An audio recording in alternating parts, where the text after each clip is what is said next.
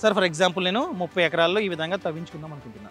అప్పుడు ప్లానింగ్ ఏ విధంగా ఉండాలి? అంటే ఒకే చెరువు తవ్వించుకోవాలా, లేకపోతే 2 ట్యాంకులు సెపరేట్గా తవ్వించుకోవాలా?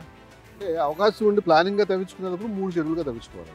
3 30 ఎకరాల్లో 3 చెరువులు. 3 చెరువులు, ఒకటి 2 ఎకరాలు, ఒకటి 5 ఎకరాలు. అంటే 2 ఎకరాలు చిన్నది, 5 ఎకరాలు పెద్దది, అక్కడికి 7 ఎకరాలు కంప్లీట్ అయిపోయింది.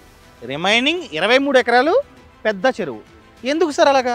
అలా చేసుకుంటే మనకి పిల్ల అవైలబిలిటీగా ఉంటుందండి, ఎప్పటికప్పుడు మార్చుకుంటూ ఉండొచ్చు. అంటే ఇది 23 ఎకరాలు పట్టేటప్పటికి 5 ఎకరాల్లో పిల్ల రెడీగా ఉంటుంది.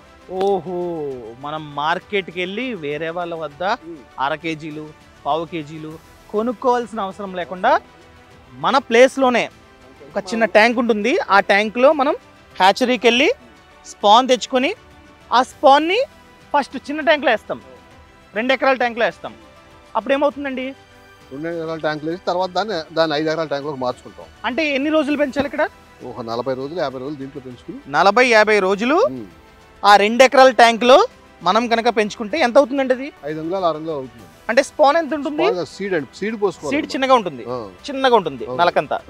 పిల్ల 30 పైసలు 25 పైసలు అట్లా పడుతుందండి. దాన్ని తెచ్చి 2 ఎకరాల్లో పోసుకోవాలి. 5 అంగుళాలు 6 అంగుళాలు అవుతుంది. అయినాక దీన్ని తీసుకెళ్లి దాంట్లో 5 ఎకరాల్లో మార్చుకోవాలి. 5 ఎకరాలు ఆ చెరువు అనుకోవచ్చు. మార్చుకోవాలి. మార్చుకుంటే అప్పుడు 0 పాయింట్ అవుతుంది. 250 గ్రాములు 300 గ్రాములు అవుతుందండి.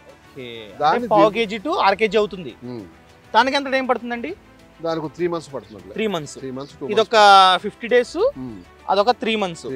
ఆ తర్వాత దాన్ని ఈ పెద్ద చెరువులో పోసుకోవాలి. పోసుకుంటే ఫర్ ఎగ్జాంపుల్ నేను పావు కేజీ పోసా 250 గ్రాములు. ఎన్ని మంత్స్ అండి? 5 మంత్స్. 5 మంత్స్ లో ఎంత అవుతుందండి? 1200 గ్రాములు సెల వస్తుందండి. కట్ల 2 కేజీలన్నర వస్తుంది. Boss Wala. Be the boss.